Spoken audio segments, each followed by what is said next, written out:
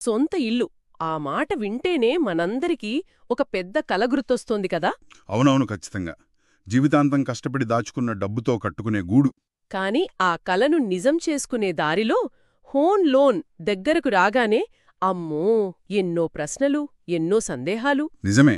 పెద్ద పెద్ద మాటలు, అర్థం కాని కాగితాలు చూసి చాలామంది భయపడిపోతారు. అందుకే ఈరోజు మనం ఈ మొత్తం ప్రాసెస్ను చాలా సింపుల్గా మనింట్లో వాళ్ళకి చెప్పినట్టు మాట్లాడుకుందాం. ఏ బ్యాంకుకి వెళ్ళాలి, ఏమేం కాగితాలు కావాలి, డబ్బులు ఎలా లెక్కిస్తారు, ఈ విషయాలన్నీ చర్చిద్దాం. మంచిది. ఈ చర్చ ముగిసేసరికి హోమ్ లోన్ గురించిన ఒక స్పష్టమైన అవగాహన వస్తుందని నేను నమ్ముతున్నాను. సరే, అయితే మొదలు పెడదాం.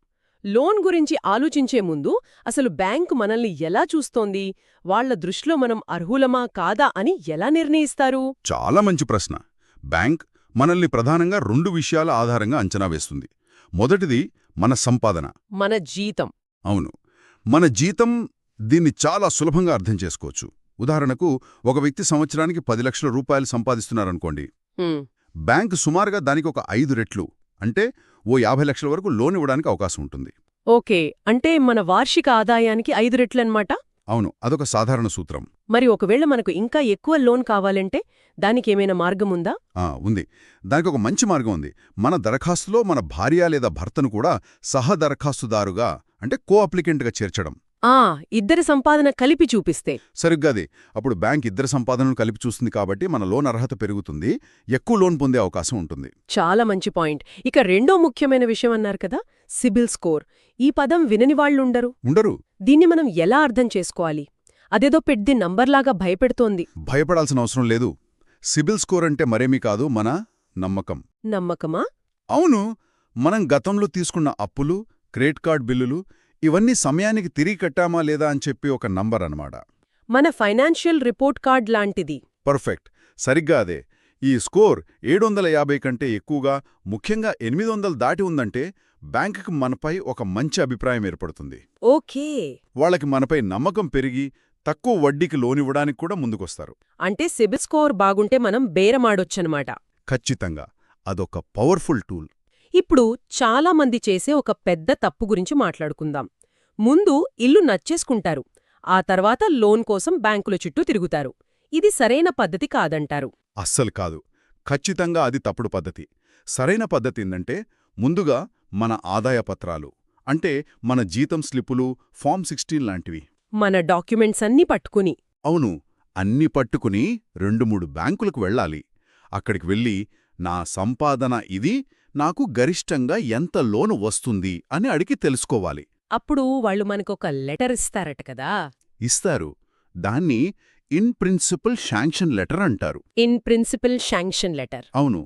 ఇది బ్యాంకు మనకు లోన్ ఇవ్వటానికి సిద్ధంగా ఉందని చెప్పే ఒక రాతపూర్వక హామీ లాంటిది. ఆ లెటర్ పట్టుకుని ఇల్లు వెతుకుతే అప్పుడు అమ్మేవారు మనల్ని చాలా సీరియస్గా తీసుకుంటారు. మన దగ్గర డబ్బు సిద్ధంగా ఉందని వాళ్ళకర్థమవుతుంది. బేరమాడటానికి కూడా మనకు బలం వస్తుంది. ఇది చాలా ముఖ్యం. సరే, ఇప్పుడు లెటర్ వచ్చింది, ఇల్లు కూడా నచ్చింది. తర్వాత స్టెప్ ఏంటి? ఇల్లు నచ్చాక మనం మన సొంత డబ్బుల నుండి, అంటే మన పొదుపు నుండి, ఇంటి విలువలో ఒక 10 నుండి 20% వరకు అడ్వాన్స్గా అమ్మేవారికివ్వాలి. దీన్నే డౌన్ పేమెంట్ అంటాం. అవును, డౌన్ పేమెంట్. ఈ దశలో బ్యాంకు ప్రమేయం ఏమీ ఉండదు. ఇది మన జేబులోచి పెట్టాల్సిన డబ్బు. కుకి డౌన్ పేమెంట్ కట్టేశాం, ఆ తర్వాతే బ్యాంక్ రంగంలోకి వస్తుంది. అప్పుడు వాళ్ళేం చేస్తారు? మనం అమ్మేవారితో చేసుకున్న అగ్రిమెంట్ టు సేల్ పత్రాన్ని బ్యాంకుకిస్తాం. అప్పుడు బ్యాంక్ ఒక లాయర్ను పంపి ఇంటి కాగితాలన్నీ సరిగ్గా ఉన్నాయో లేదో చూస్తుంది. లీగల్ వెరిఫికేషన్ అన్నమాట. డాక్యుమెంట్స్ అన్నీ కరెక్ట్గా ఉన్నాయా అని. అవును. అలాగే ఒక ఇంజనీర్ను పంపి ఇంటి విలువను అంచనా వేయిస్తుంది. దీని టెక్నికల్ వాల్యుయేషన్ అంటారు. ఇదంతా వాళ్ల పనే, మనం కంగారు పడక్కర్లేదు. చివరిగా అంతా ఓకే అయ్యాక రిజిస్ట్రేషన్ రోజు ఏం జరుగుతుంది? ఆ రోజు చాలా టెన్షన్గా ఉంటుంది కదా. ఉంటుంది, కాని ప్రాసెస్ చాలా సింపుల్. రిజిస్ట్రార్ ఆఫీసులో కొనేవారు, అమ్మేవారు, బ్యాంకు ప్రతినిధి, ఈ ముగ్గురు ఉంటారు. ముగ్గురు అక్కడే ఉంటారు? అవును. ఇల్లు మన పేరు మీదకు మారగానే బ్యాంకు ప్రతినిధి లోన్ డబ్బును నేరుగా అమ్మే వ్యక్తి అకౌంటుకు పంపిస్తారు. అక్కడికక్కడే ట్రాన్స్ఫర్ అయిపోతుంది. అప్పటినుండి మనం లోన్ మొత్తం తీర్చే వరకు ఇంటి అసలు పత్రాలు, అంటే ఒరిజినల్ సేల్ డీడ్, బ్యాంక్ దగ్గర భద్రంగా ఉంటాయి. దీన్నే మార్ట్గేజ్ అంటారు. ఓకే. ప్రాసెస్ అర్థమైంది. ఇక అందర్నీ ఎక్కువగా భయపెట్టే విషయానికొద్దాం. డబ్బు లెక్కలు, వడ్డీలు. ఇది చాలా ముఖ్యమైనది. ఇందులో ఫిక్స్డ్, ఫ్లోటింగ్ అని 2 రకాలుంటాయి కదా, వీటి మధ్య తేడా ఏంటి? దీన్నొక చిన్న ఉదాహరణతో చెబుతాను. ఫిక్స్డ్ రేట్ అంటే మనం మన బండికి పెట్రోల్ ధరను రాబోయే కొన్ని సంవత్సరాల పాటు ఒకే ధరకు లాక్ చేసుకోవడం లాంటిది. ఓకే, ధర మారదు. మారదు. మార్కెట్లో ధర పెరిగినా తగ్గినా మనపై ప్రభావం ఉండదు. ఒక రకమైన సెక్యూరిటీ. మరి ఫ్లోటింగ్ రేట్? ఫ్లోటింగ్ రేట్ అంటే పెట్రోల్ ధర మార్కెట్ను బట్టి రోజూ మారుతూ ఉండటం లాంటిది. ఆర్బీఐ రెపోరేట్ లాంటివి తగ్గించినప్పుడు మన వడ్డీ రేటు కూడా తగ్గి మన ఈఎంఐ భారం తగ్గే అవకాశం ఉంటుంది. అంటే మార్కెట్తో పాటు మన వడ్డీ కూడా మారుతూ ఉంటుంది. అవును.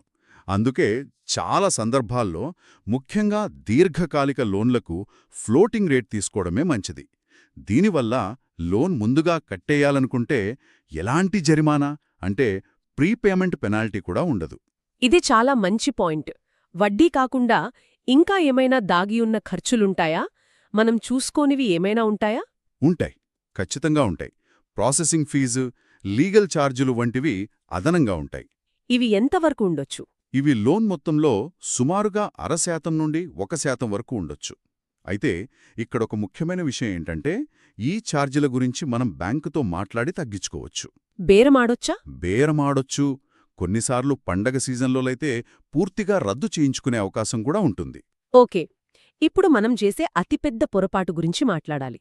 మనం కష్టపడి సంపాదించిన డబ్బు వృధా అవడానికి ఒకే ఒక్క తప్పు చాలు. అదే బిల్డర్ చెప్పిన బ్యాంకులోనే గుడ్డిగా లోన్ తీసుకోవడం. ఇది చాలా నిజం.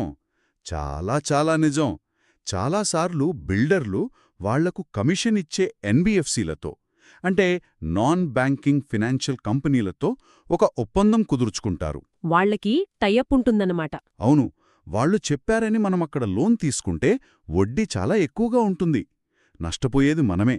ప్రభుత్వ బ్యాంకులు, ప్రైవేట్ బ్యాంకులు, ఈ ఎన్బిఎఫ్సిల వడ్డీలో ఎంత తేడా ఉంటుంది సుమారుగా? మంచి తేడా ఉంటుంది. ప్రభుత్వ బ్యాంకులలో, ఉదాహరణకు state bank of India, Canara bank లాంటి వాటిలో వడ్డీ సుమారుగా 8.5% నుండి మొదలవుతుంది అనుకుందాం. ప్రైవేట్ బ్యాంకులలో 8.75% నుండి, అదే ఎన్బిఎఫ్సిలలో అయితే 9.5% నుండి మొదలై కొన్నిసార్లు ఇంకా ఎక్కువకు కూడా వెళ్లొచ్చు. చూడ్డానికి కేవలం 1% తేడాలా కనిపిస్తోంది, కానీ లాంగ్ రన్లో ఆ ప్రభావం చాలా ఎక్కువగా ఉంటుంది. ఎంత ఉండొచ్చు? ఒక ఉదాహరణతో చెబుతారా? తప్పకుండా. ఒక ఉదాహరణ చూద్దాం.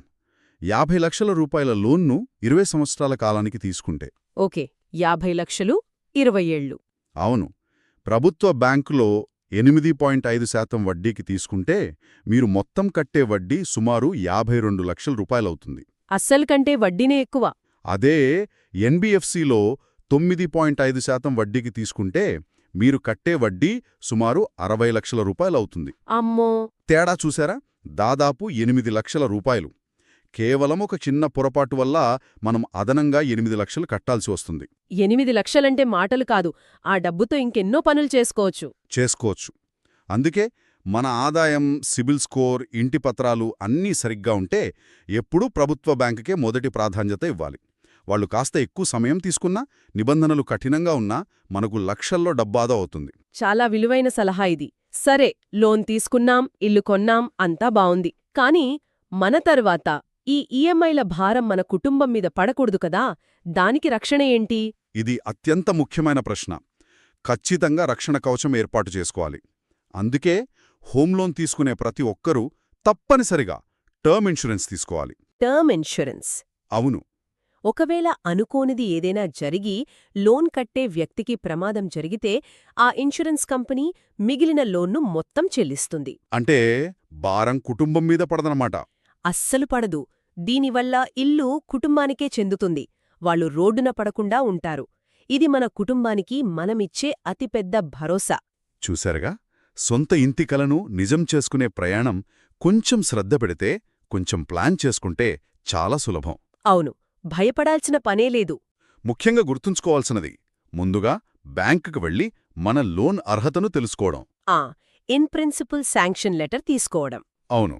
ఆ తర్వాత బిల్డర్ చెప్పిన మాట గుడ్డిగా నమ్మకుండా మనమే స్వయంగా 2-3 బ్యాంకులను పోల్చి చూసుకోవడం. ముఖ్యంగా ప్రభుత్వ బ్యాంకులను సంప్రదించడం. కరెక్ట్. తక్కువ వడ్డీ ఉన్న ప్రభుత్వ బ్యాంకుని ఎంచుకోవడం. ఇవి చాలా ముఖ్యం. ఈరోజు మనం ఇంటి కోసం లోన్ ఎలా తీసుకోవాలో చర్చించాం. కానీ మీరు వెళ్లే ముందు ఒక చిన్న ఆలోచన. చెప్పండి. ఆ లోన్ను ఒక్కరే తీసుకుంటున్నారా లేక మీ జీవిత భాగస్వామితో కలిసి తీసుకుంటున్నారా అనే దానిపై ప్రతి సంవత్సరం పన్ను రూపంలో ₹1000 ఎలా ఆదా చేసుకోవచ్చో ఆధారపడి ఉంటుంది. ఓ, టాక్స్ బెనిఫిట్స్ కూడా ఉన్నాయా? ఉన్నాయి. ఆదాయపు పన్ను చట్టం ప్రకారం ఇద్దరూ కలిసి లోన్ తీసుకుంటే ఇద్దరూ విడివిడిగా ప్రిన్సిపల్ మీద, వడ్డీ మీద పన్ను ప్రయోజనాలు పొందవచ్చు. అంటే మీ కుటుంబం రెట్టింపు పన్ను ఆదా చేయగలదు. ఇది చాలా మందికి తెలియని విషయం. అవును. ఈ ప్రయాణాన్ని మొదలుపెట్టే ముందు ఈ ఆర్థిక ప్రయోజనం గురించి కూడా ఆలోచించడం చాలా మంచిది.